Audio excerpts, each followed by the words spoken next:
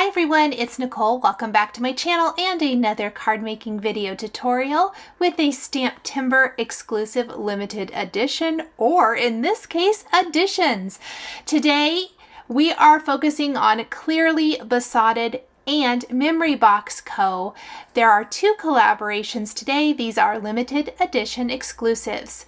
We're going to start with the So Kind stamp set from Memory Box Co. This is available in a stamp die combo or a stamp set only. I'm using the stamp set only today to create an all-over background pattern. My idea for this card was to stamp an all-over pattern and paint the floral images with Distress mica stains. Both of my cards today are going to feature different mica stain techniques.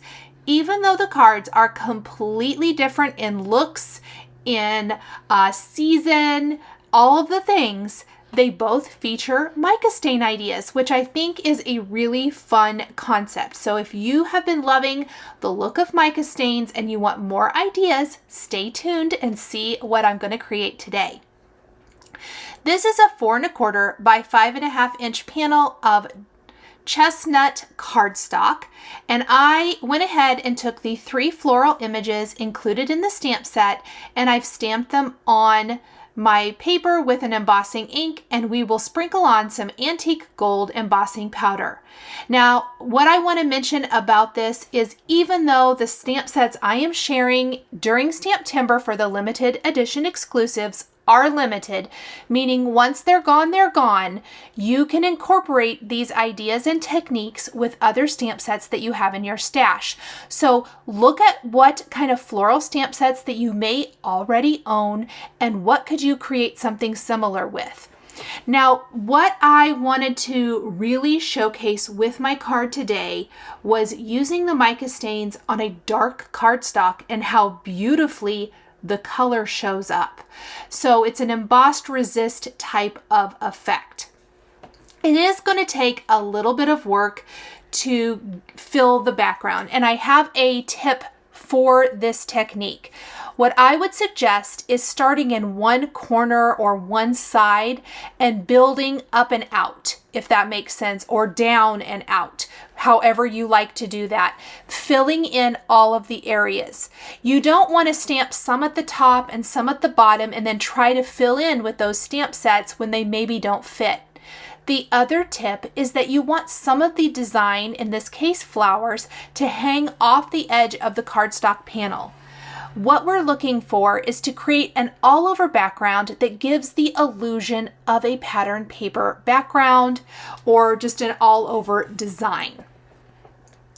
I like to work one section at a time where I stamp the image and then sprinkle on the embossing powder and heat set it. You're going to notice this. Most of the panel is covered, but there's little edges in that one corner that still need some stamping.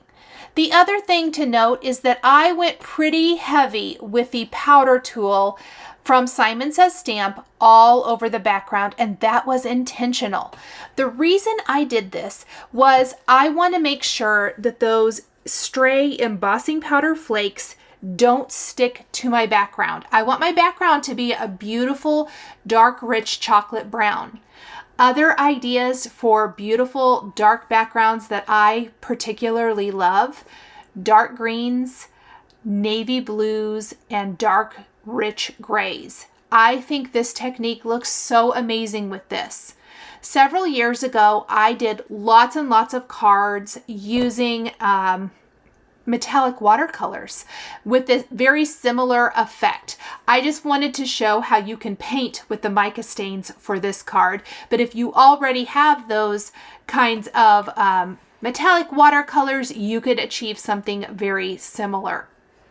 And again, I think it's so super showy on a dark cardstock background. I have almost everything filled in. It looks like I may be missing one tiny little corner there. And it also looks like I smudged my background with maybe an inky finger. I'm going to roll with it. I don't want to restamp the whole background, and I think we can probably disguise it or it will dry well enough to not be too bad. I'm going to try to heat it, but that didn't really work. Now, it looks kind of like a hot mess at this point, but let's take a dry cloth and buff away the powder. And really, this step alone looks amazing. This cloth may have had something on it, it looks like. Try not to use one that has something on it. It's going to be all right, though, for this card. Now, I have a couple of paint brushes as well as some Distress Mica stains. I am going to use Mulled Cider Specimen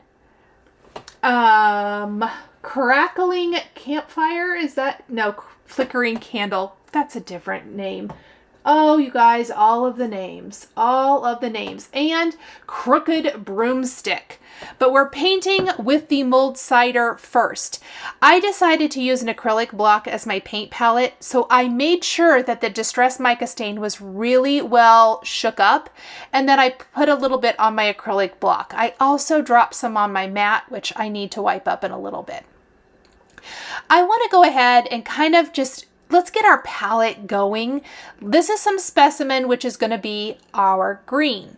Our colors today are going to be that beautiful orange, green, and yellow with a splattering of Crooked Broomstick, which is a brown on brown. That's going to be our splatter. And those 4 colors are perfect. Really, the 3 colors for painting are perfect. I know the green looks really dark as it goes on, but just wait until it starts drying. You can see the embossed areas wicking away for that embossed resist. The embossed areas hold the paint right within those areas. I painted this so quickly. As the leaves start to dry, check out that gorgeous color. You're left with the most amazing background. I know I show a lot of ideas for more of a splatter type effect. In fact, the second card I share today will have more of a splatter effect, but I really wanted to showcase that you can get amazing results just by painting, which is going to give you much more control. And it's absolutely gorgeous. So, so good. I decided to go ahead and do all of the green areas. I think I maybe got them all actually. And then we're going to fill in the flowers with orange and yellows. I decided I didn't want everything to be orange. That was way more paint than what I actually wanted, but that's okay. The reason being, I could have done all orange or all yellow, but I felt like doing these rich, beautiful fall colors really lent themselves to a fallish type of card. And I love that. You do want to, again, make sure that your mica stain is mixed up really, really well. So those mica flakes are mixed up with the product in the bottle before you start painting. And then I'm just going to paint in the rest of the flowers. Even the yellow shows up beautifully against the chocolate brown of this background. I am absolutely amazed at the gorgeous look that this provides. I had hoped it was going to be super pretty, but you know, you never know. Now, I would love to try some of the teals and light blues on like a soft navy background. I think that would be absolutely stunning.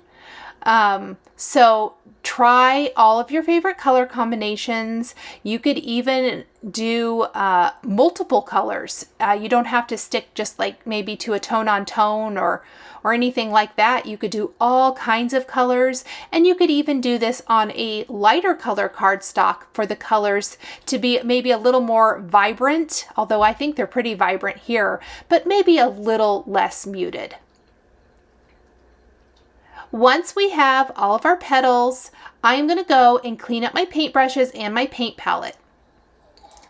The product dries pretty quickly. I'm going to grab my splatter box and the Crooked Broomstick Distress Mica stain, and I'm going to make sure it's mixed up well and splatter my background fairly generously. I like to just kind of halfway depress the sprayer so that I don't get a super heavy spray. And once I have it spritzed there, I am just going to take my heat tool and heat it up a tiny, tiny bit, only enough to flatten out my background. Then I'm going to set this aside to completely dry. Let's grab our Misty again and another piece of the chestnut cardstock and 2 of the sentiments from the stamp set. One of the things that I absolutely love about this stamp set is that it comes with mini greetings in a very beautiful font that you can use with this stamp set or others. We're going to prep our cardstock again with a powder tool, and we'll stamp. Oh, I knocked my powder tool apart. I forgot I did that.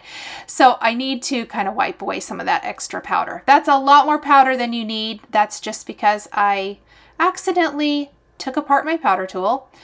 We're going to heat emboss this with antique gold embossing powder. Die cut these with sentiment label dies, and then pop them up with foam adhesive right on our card background. Very tone on tone.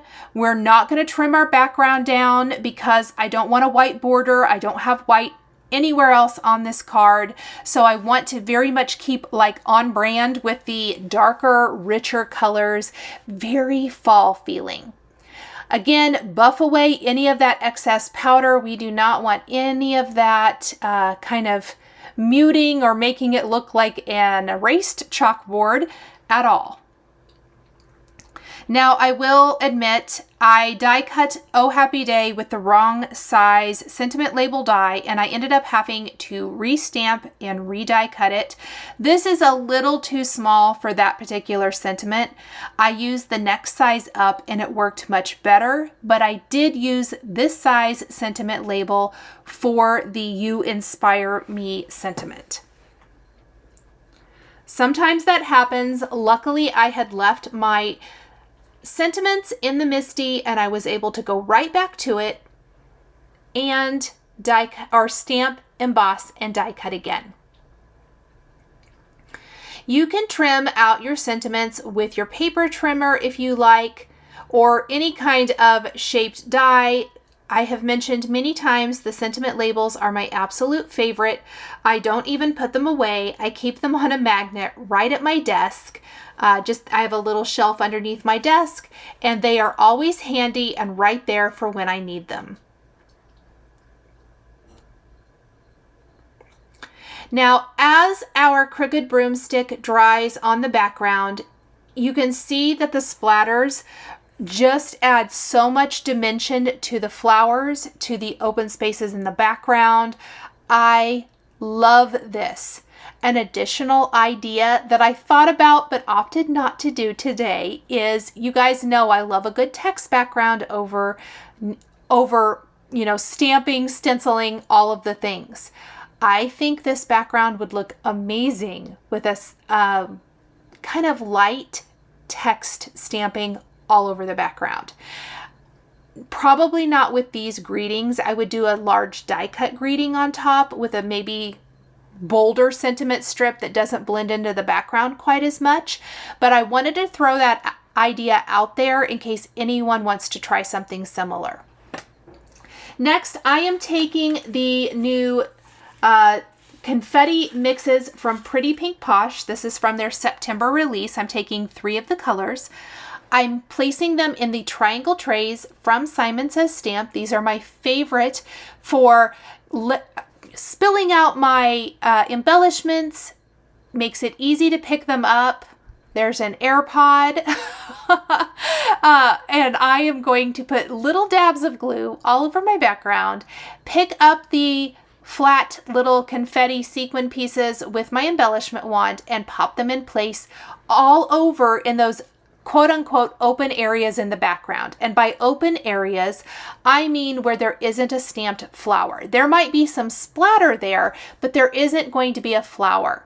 And I picked these colors directly from my card. So gold, espresso, and then the beautiful green. And the green adds a nice little pop of color. I'm going to add quite a few of these. I love how it looks. A super simple, easy finish, very showy, card, and it looks absolutely amazing.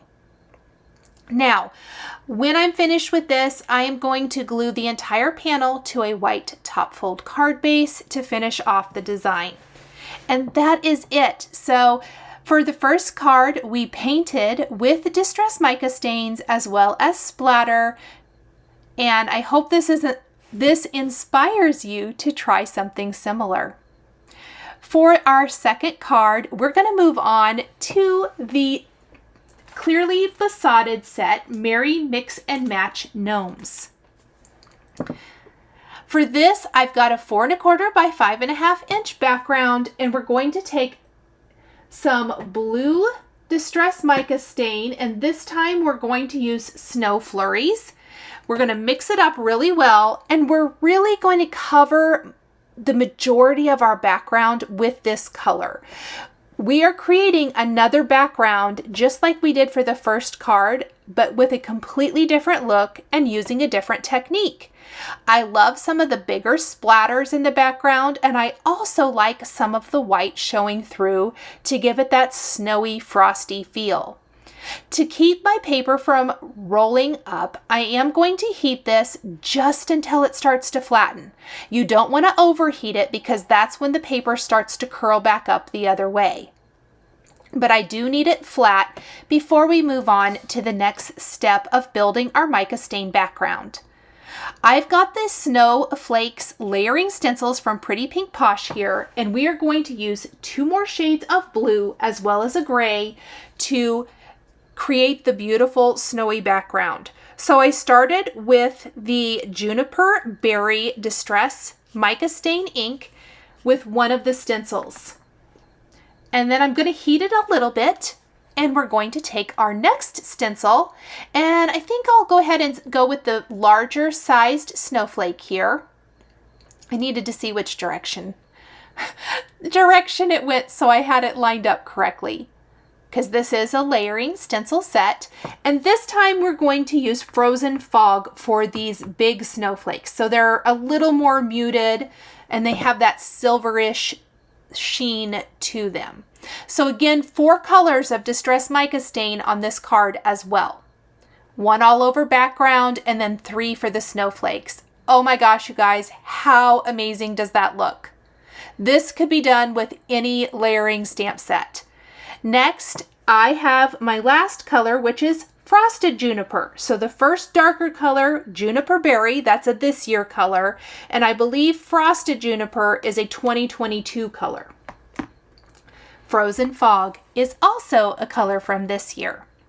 We're going to spritz these little teeny tiny snowflakes with the Frosted Juniper. I want to make sure, you want to always make sure that it's really well shook up so that none of the mica flakes get sucked up into the sprayer. And there is our background. How awesome is that? Now, I am going to set that aside to dry while we stamp and color the cute images from the STAMPtember Merry Mix and Match Gnomes stamp set.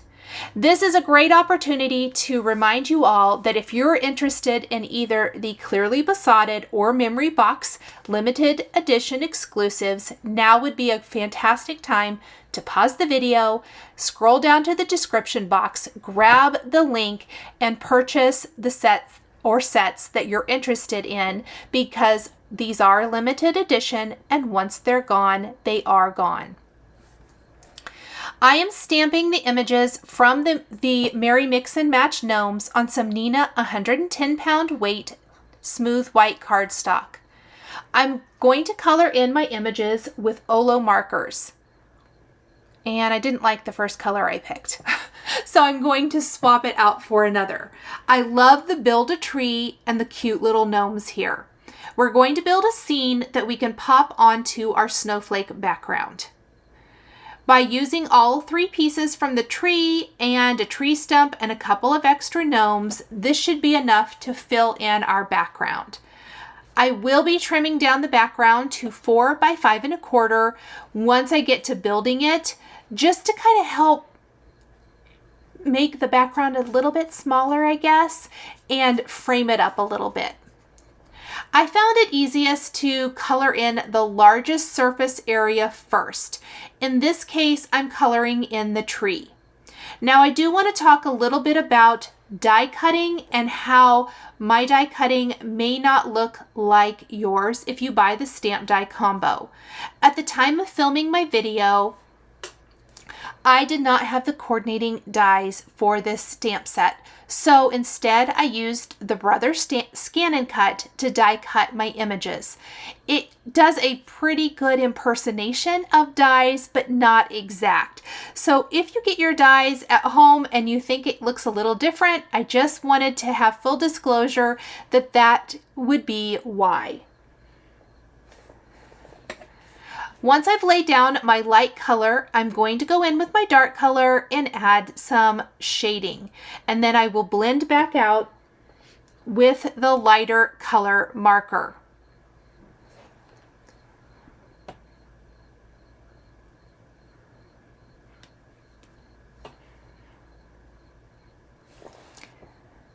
I ended up kind of tracing out the big areas. I always like to be conscious and try not to oversaturate the cardstock too much.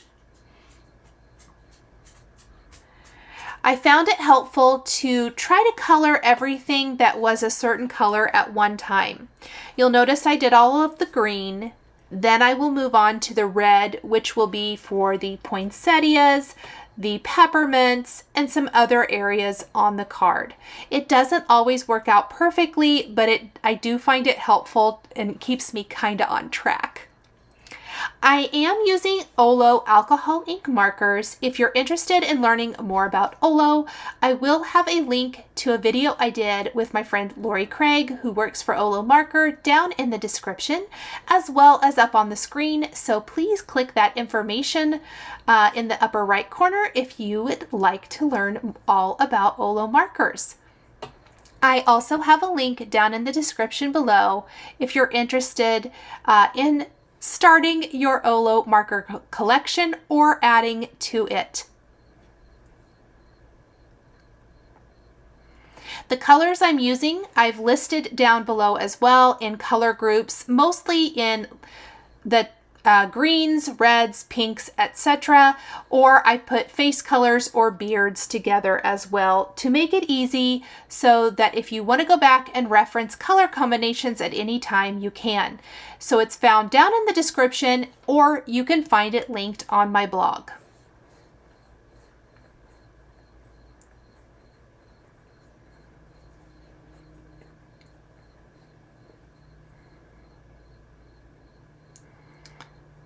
I love looking at the red and green here. You start to see it all come together. I did leave the coloring in for everyone who loves coloring. Now, I know that I have really tried to keep the STAMPtember videos more on the shorter side. However, with combining two companies in one video, I would say this probably is, 2 times the fun, if you will, for this particular video, even with the coloring in it. So I did try to speed that up just a tiny bit, like I said, but I think it's still easy to watch. Remember, you can always speed up or slow down videos on YouTube by clicking in, I believe, the upper left corner and changing the speed of the video. I would probably mute it so that whoever you're watching doesn't sound like a chipmunk talking really fast or like talking super slow. For the beard, I made sure not to over blend. That's more of a feathering technique, so it gives the illusion and texture of hair. And now it's time to start pulling in all of the other colors. I did pull in a little bit of blue to tie into our blue snowy background. We will be doing some reds, some bright, pretty pinks, and also some aqua. From here, I really am going to go in and kind of color everything left, if you will. The presents, the outfits, the tree stump, all of that good stuff. Now I did end up, you can see right here, I added in a darker color for the skin. I wasn't loving my shading, so I did pull in a little bit darker neutral shade to fix that. We'll even incorporate some of the blue into the presents underneath the tree. I like how it ties into our snowy background by adding a few blue accents to our colored images. I used a lot of the images from the stamp set. However, with Clearly Besotted, you know you always get more. So I think the only things I didn't use are maybe a couple of the small individual images, a few of the greetings, and then there is a window with a gnome by it that's very cute. He almost has more of an elf-like looking hat on. So that one would be very fun as well.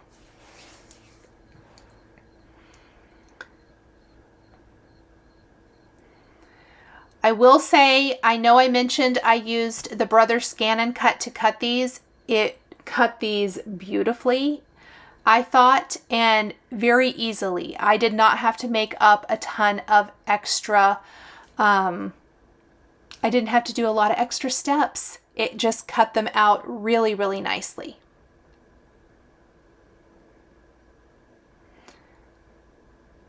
We have a few things left to color. And now it's a lot, at this point, it does end up being a lot of back and forth as I figure out how I am coloring everything. You may notice the candy canes are pink and red instead of red and white. I did this on purpose. I felt like with the peppermints and some of the other things, I love the look of the red and pink candy canes. We'll add some white highlights with a white pen here in a minute before we die cut, and that also adds a really cool touch. I like the little bit of aqua and the blue together as well. A couple of the gnomes have jingle balls at the ends of their hats, and I love those. I think that's very cute.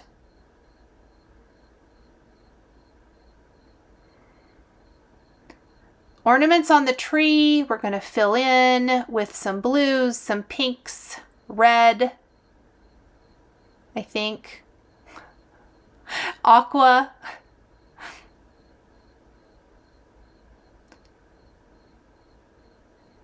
We almost have everything colored and ready to be cut at this point.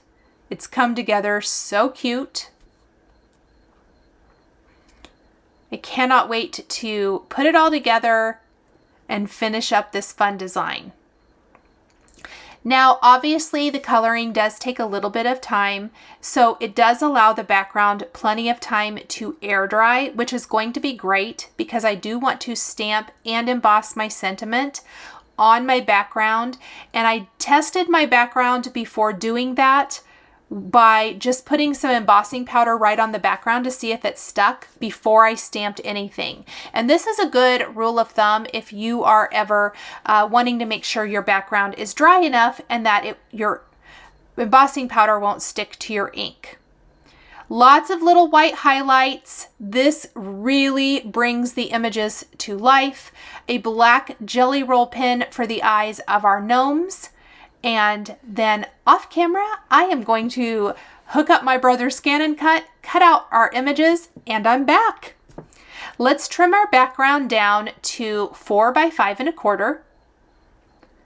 It's completely dry now. It's absolutely so beautiful. I think there's so many fun things that you could do with this. I'm going to take some foam adhesive and we'll pop up our tree and our images on the background. By popping them up, it gives them a little bit of lift off of the background of the card, which I love. You guys know, if you've been following me, that I love a little foam adhesive. Something to keep in mind, because this is what I call a build-a-tree, it's going to slightly overlap if you want it to lay correctly. So for the next layer of our card, or for the tree, pardon me, you're going to want to make sure that you don't take your adhesive, whether it's traditional adhesive or foam adhesive, all the way to the bottom of that piece. I want to leave a little bit of an apron down there at the bottom to overlap the previous part of the tree. I am going to move that tree stump. I thought it might be okay, but then I just don't love it. Sometimes that happens. I am able to save it. I don't think it ruins the background, but it does make the foam a little less sticky. Now, I do want to mention that is something I noticed with the top of my tree, that it did not stick very well to the mica stain, and I'm going to assume that it is the mica stain.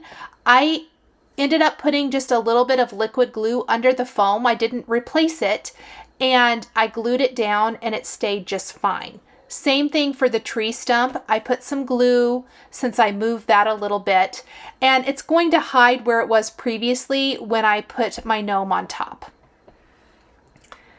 Look how cute! Oh my goodness, this is such a fun little stamp set, and it's going to work back to any of your favorite clearly besotted stamp sets that you already have. I'm going to take my background now to my Misty. We're going to stamp Christmas with my gnomies right there in that perfect little space. We've kind of just framed it up perfectly underneath the tree and in between our gnomes. And I'm stamping this with my clear embossing ink and heat embossing with white embossing powder. The white is going to show up beautifully against the mica stain. If you want to stamp over your mica stain, I haven't had any trouble doing that. I love the look of embossing over it, especially something like this background. The white just really pops.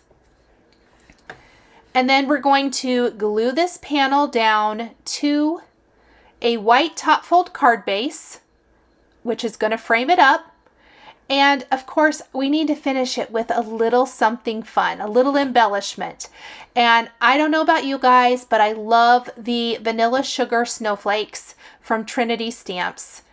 So we are going to take a scattering of those and we're going to place them all over up above, kind of over the sky to reinforce that snowy theme. Look at that. Oh my goodness, I love it so much. The other thing I want to do, I forgot, I was going to mention this first. I am taking some crystal lacquer in sparkle for the ornaments and crystal lacquer in clear for the jingle bells. It's very small. I probably should have even added some to the glass that the gnome is holding, but I forgot, the drink glass. But I love how it adds a little bit of subtle dimension to your card without having to add anything extra. Again, little dabs of liquid glue here and there, adding our snowflakes all over the place. And that is going to finish up our clearly besotted Merry Mix and Match gnome card with just a few little snowflakes. Here is a look at both of my finished cards. Again, two completely different companies, two completely different looks, but both feature some fun distress mica stain ideas that hopefully you can use for all kinds of card making. Thank you guys so much for joining me today for these two cards featuring mica stains. The supplies I used are listed and linked below the video here on YouTube. Thank you so much for joining me today for another paper crafting tutorial. I love being able to share with this incredible community of crafters. I want to give a huge shout out and special thank you to my amazing Patreon members. If you're interested in joining Patreon, please click the link in the description underneath the video here on YouTube. Patreon is a private community where you can support more of what I do. There is exclusive content, information, and behind-the-scenes content. Top-tier members will receive a handmade birthday card during your birthday month, access to D-Stash, and monthly exclusive lives, plus so much more. We would love to have you join our growing community.